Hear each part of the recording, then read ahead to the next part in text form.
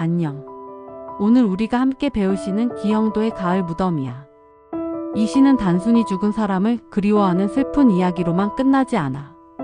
어린 시절의 기억, 가족 간의 애정, 그리고 세상을 떠난 누이의 삶에 대한 따뜻한 시선을 담고 있지. 읽다 보면 마음이 찡하고 말로 다 표현할 수 없는 감정이 조용히 밀려와.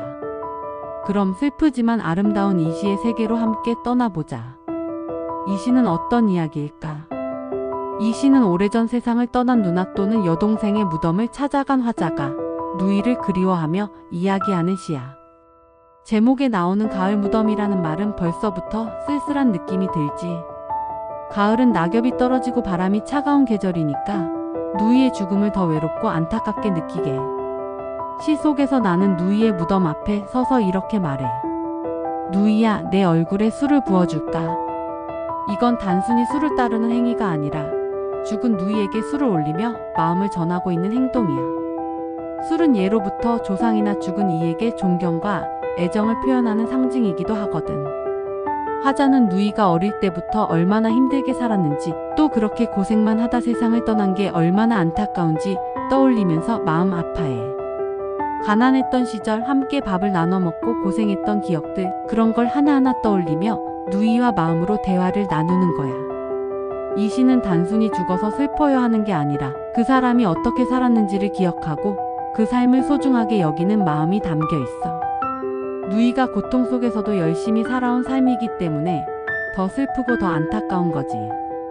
그래서 이 시를 읽으면 누이를 잃은 슬픔뿐만 아니라 가족 간의 사랑, 함께했던 따뜻한 기억, 그리고 삶의 고단함에 대한 공감까지 느낄 수 있어. 읽다 보면 마음 한구석이 찡해지는 이유가 바로 여기에 있어. 화자의 특징과 세계관. 이 시에서 나는 죽은 누이를 그리워하는 사람이야. 그 화자, 즉 시 속의 나는 어떤 사람일까? 가족을 정말 소중하게 생각하는 사람이야. 이 시에서 화자는 죽은 누이를 잊지 않고 무덤을 찾아와 술을 따르며 이야기를 걸어. 어린 시절 함께 겪었던 가난하고 힘든 시절을 떠올리며 누이가 얼마나 고생했는지도 기억하고 있어. 그만큼 가족을 진심으로 아끼고 사랑하는 사람이라는 걸 알 수 있어. 힘든 일을 겪어도 그 감정을 마음속에 깊이 간직하는 사람이야. 화자는 슬픔을 소리내어 울거나 격하게 표현하지 않아. 대신 조용히 누이에게 말을 걸고 과거를 떠올리며 그리워하는 방식으로 감정을 표현해.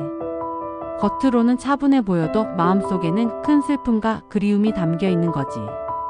힘들고 아픈 현실을 피하지 않고 그대로 바라보는 용기가 있어. 이 시에는 가난, 서름, 뼈다귀, 구정물 같은 어둡고 힘든 현실을 드러내는 말들이 많이 나와. 화자는 그런 현실을 피하지 않고 있는 그대로 받아들이며 누이와 함께했던 그 시간들을 솔직하게 돌아봐. 눈 감고 외면하지 않고 고통을 정면으로 마주하는 태도를 가진 사람이야. 따뜻한 마음을 가진 내향적인 사람이야. 화자는 누이의 죽음에 대해 혼자 조용히 슬퍼해. 누군가에게 말하거나 감정을 드러내지 않고 속으로 깊이 느끼는 사람이야. 하지만 그 마음은 누구보다 따뜻하고 깊어. 속은 따뜻하지만 표현은 조심스럽고 조용한 내향적인 성격이야. 정리하자면 이 시의 화자는 조용하지만 마음 깊은 곳에 따뜻한 사랑과 슬픔을 품고 있는 사람이야. 힘든 현실에서도 가족을 소중히 여기며 그 아픔을 감정적으로 잘 품어낼 줄 아는 그런 인물이지. 작품 속에서 드러나는 화자의 성격. 이 시를 쓴 화자는 어떤 사람일까? 시를 자세히 읽어보면 화자의 성격이 말투나 표현 속에 잘 드러나 있어. 하나하나 살펴보자. 감성적이고 회상적인 성향이야. 화자는 지금 현재의 누이의 무덤 앞에 서 있지만 시 속에서 계속 과거의 기억을 떠올려. 예를 들어 어릴 적 누이와 함께 가난했던 시절, 밥을 먹고 산길을 걷고 엄마를 기다리던 그때를 하나하나 떠올려. 이런 모습은 감성이 풍부하고 옛 추억을 소중히 여기는 사람이라는 걸 보여줘. 감수성이 아주 섬세한 사람이야.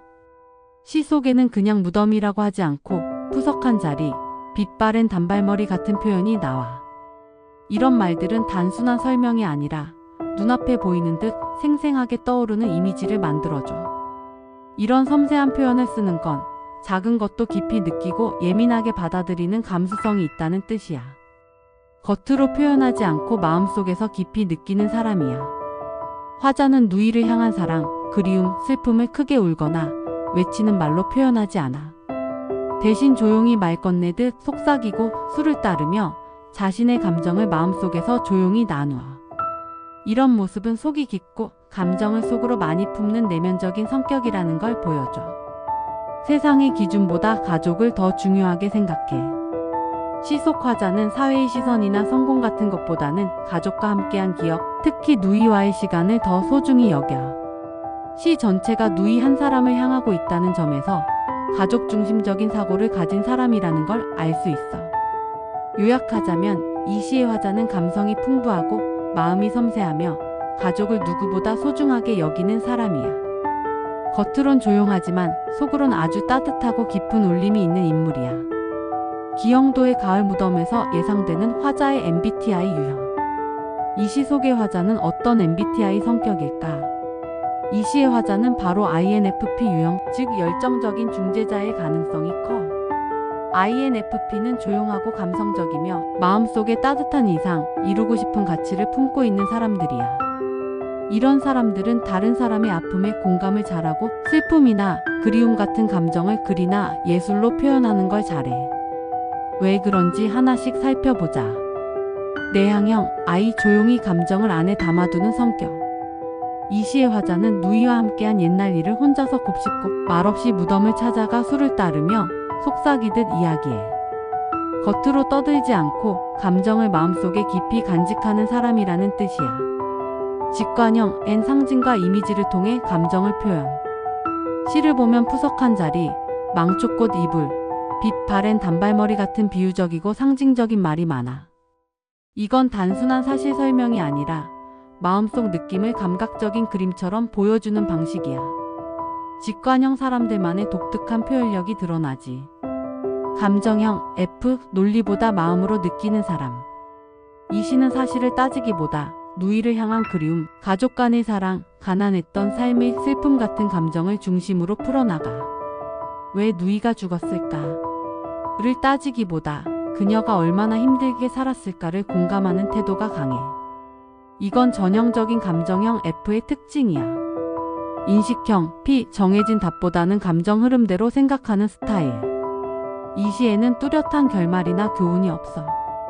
그냥 기억하고 떠올리고 슬퍼하고 술을 따르며 누이를 그리워하는 감정의 흐름이 쭉 이어져. 정답보다는 마음이 이끄는 대로 따라가는 사람, 그게 바로 인식형 P야. 그래서 이 시의 화자는 왜 INFP일까? 혼자 조용히 과거를 떠올리는 내향적인 모습 I. 감정과 기억을 그림처럼 표현하는 창의성 N. 누이에 대한 애정과 아픔을 깊이 느끼는 감정중심 사고 F. 정해진 결론 없이 감정의 흐름에 따라 쓰인 시 구조 P. 이런 모습들은 전형적인 INFP 스타일이야. INFP는 어떤 시를 쓸까? INFP 유형은 슬픔도 사랑도 그리움도 예쁜 말과 이미지로 표현하는 감성 시인 같은 사람이야. 그래서 이 시처럼 아름다운 비유와 깊은 감정이 담긴 작품을 쓸 수 있는 거야. INFP 유형이 가을 무덤에 미친 영향. 앞에서 살펴봤듯이 이 시의 화자는 INFP 성격을 가진 사람일 가능성이 크다고 했어. 그렇다면 이런 성격이 시 전체의 내용과 표현 방식에 어떤 영향을 줬을까? 함께 알아보자. 현실보다는 감정에 더 집중하는 구성. 이 시는 누이가 어떻게 죽었는지, 어떤 병이 있었는지, 어디서 살았는지 같은 사실적인 정보는 거의 없어. 대신 화자가 느끼는 감정, 슬픔, 그리움, 안타까움 같은 감정이 중심이야. 예를 들어 누이야 술을 부어주랴. 왜라서 그리도 숟가락 움켜쥐고. 이런 말은 사실을 설명하려는 게 아니라 마음에서 우러나오는 감정을 표현한 거야. 이런 점은 감정을 중요하게 생각하는 INFP 성향이 강하게 드러나는 부분이야. 비유와 상징을 많이 쓰는 표현 방식. 이 시에는 누이의 죽음을 직접 말하지 않아. 대신에 이렇게 표현하지. 망초꽃 이불, 마치 누이가 꽃으로 덮인 무덤에 누워있는 것처럼 표현. 푸석한 자리, 생명이 사라지고 텅 빈 느낌의 땅. 이처럼 누이의 상태나 감정을 직접 말하지 않고 다른 사물이나 장면에 빗대어 말해. 이건 상상력과 감성이 풍부한 INFP형 사람들이 자주 쓰는 표현 방식이야. 시간 순서가 아닌 감정 흐름에 따라 시가 흘러가. 보통 이야기는 과거, 현재 또는 현재, 과거식으로 시간 순서대로 흐르지. 그런데 이 시는 그런 순서를 따르지 않아.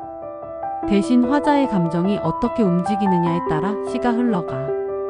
처음엔 지금 누이의 무덤 앞에서 말을 걸고, 중간에는 과거 어린 시절의 가난한 기억을 떠올리고, 마지막엔 다시 현재로 돌아와 누이에게 수를 따르며 교감하지. 시간보다 중요한 건 감정의 흐름이야. 이건 정해진 틀보다 마음의 움직임을 따르는 인식형 P의 특징이야. 이 시는 INFP 성격의 화자가 썼기 때문에 감정 중심, 은유적 표현, 감정 흐름 중심의 전개라는 특징을 가지고 있어. 기영도의 가을 무덤에서 꼭 알아야 할 어휘 정리. 자, 이번엔 시 속에서 꼭 알아둬야 할 어휘들을 하나씩 살펴볼 거야. 단어만 보면 어렵게 느껴질 수도 있지만 시 속 분위기를 떠올리면 훨씬 쉬워진다고. 그럼 시작해볼까? 파리한 얼굴. 파리하다는 말 혹시 들어본 적 있어? 이건 얼굴에 피가 없고 아주 창백하고 기운이 없는 모습을 말해. 시 속에서 이 표현은 누이의 상태를 그대로 보여줘. 얼마나 아프고 지쳐 있었는지, 심지어 죽음에 가까웠다는 걸 느낄 수 있어. 들으면 들을수록 마음이 아련하지? 망초꽃 이불. 이번 표현은 정말 시적인 동시에 너무 슬퍼. 무덤 위에 피어난 망초꽃이 마치 이불처럼 누이를 덮고 있다는 뜻이야. 무덤인데도 무섭거나 차갑게 느껴지지 않고 마치 꽃 속에서 조용히 잠든 것처럼 보여줘. 아름다운데 왜 이렇게 슬픈 거지? 구정물. 여긴 분위기가 확 달라져. 구정물은 지저분하고 냄새나는 더러운 물을 말해. 시 속에서는 이 표현을 통해 누이의 삶이 얼마나 힘들고 고통스러웠는지 보여주고 있어. 깨끗하고 행복한 삶이 아니라 아프고 지친 삶이었던 걸 암시하지. 이 단어는 듣기만 해도 마음이 무거워져. 단발머리. 이번엔 조금 따뜻해질 수 있을까? 단발머리는 알다시피 짧게 자른 머리 스타일이야. 특히 여학생이나 누이처럼 어린 시절을 떠올리게 하는 모습이지. 이 표현을 통해 시인은 누이의 생전 모습, 그리운 기억들을 다시 떠올려. 살아있었을 때의 모습이 눈앞에 그려지는 것 같아. 껄끄러운 뼈다귀. 이건 정말 강하게 다가오는 표현이야. 죽은 사람의 뼈를 직접 만졌을 때 거칠고 불편한 느낌 있잖아. 그게 바로 껄끄러운 뼈다귀야. 이건 그냥 슬픔이 아니라 죽음을 현실적으로 받아들이는 장면이야. 살아있는 사람과 죽은 사람의 넘을 수 없는 거리감이 확 느껴지지. 뭔가 서늘하고 무섭다. 자, 이렇게 하나하나 단어를 들여다보니까 그냥 단어가 아니라 감정이 가득 담긴 표현들이라는 게 느껴지지. 시인은 말하지 않아도 단어 하나로 많은 걸 보여주는 사람이니까 그 마음을 우리가 하나씩 꺼내보는 거야. 시험 준비에 도움이 되는 내용. 이 시는 감성적인 표현이 많고 형식도 독특해서 시험에 자주 나올 수 있는 포인트들이 많아. 아래 내용을 중심으로 정리하면 시험에서도 문제를 잘 풀 수 있어. 시의 구조 현재, 과거, 현재. 시는 처음에 지금 현재 누이의 무덤 앞에서 시작돼. 그러다가 화자는 과거로 돌아가 어릴 적 누이와 함께했던 가난한 시절을 회상해. 마지막엔 다시 현재로 돌아와 누이와 감정적으로 교감해. 이걸 회상 구조라고 해. 처음과 끝이 똑같은 구조인 수미상관 구조랑은 다르니까 헷갈리지 말자. 주제 죽은 누이에 대한 애도, 과거 삶의 회상. 이 시에서 가장 중요한 내용은 죽은 누이가 너무 불쌍하고 안타깝다. 함께 보냈던 고생 많은 어린 시절이 자꾸 떠오른다. 그래서 화자는 슬픔과 그리움이 뒤섞인 마음으로 누이를 추모해. 시험에서는 추모, 애도, 회상, 가족애 같은 키워드를 기억해두면 좋아. 자주 쓰인 표현법. 시에서 자주 나오는 표현법들. 우리 한번 정리해볼까? 이거 잘 알아두면 시험에서도 유용하고 무엇보다 시를 더 깊이 이해할 수 있어. 영탄법. 이건 감정을 확 드러내는 표현이야. 기영도 시인의 가을 무덤에서는 누이야 하고 부르잖아. 이 짧은 한마디에 이미 눈물이 핑. 애절함이 뚝뚝 묻어나지. 이게 바로 영탄법의 힘이야. 서리버. 이건 질문처럼 보이지만 사실 답은 정해져 있는 표현이야. 왜라서 그리도 숟가락 움켜쥐고. 이 부분 말이야. 듣는 순간 마음이 쿵. 안타까워지지? 답을 듣고 싶은 게 아니라 그 슬픔을 더 깊이 느끼게 하려는 표현이야. 대조법. 완전 다른 걸 나란히 보여주는 표현. 이 시에서는 술과 무덤이 딱 그렇게 나와. 술 흐름 생명. 무덤 고정 죽음. 이렇게 살아있는 것과 죽은 것이 대비되면서 삶과 죽음의 간극이 더 또렷하게 느껴져. 상징. 겉보기엔 그냥 사물인데 알고 보면 깊은 의미가 숨겨져 있는 표현. 예를 들어 망초꽃이나 술. 그냥 꽃이나 술 아니야. 망초꽃, 죽음의 슬픔, 술 애도의 눈물처럼 누이의 삶과 죽음을 은근히 말해주고 있어. 비유. 이건 다들 익숙하지? 어떤 걸 다른 것에 빗대서 표현하는 방식이야.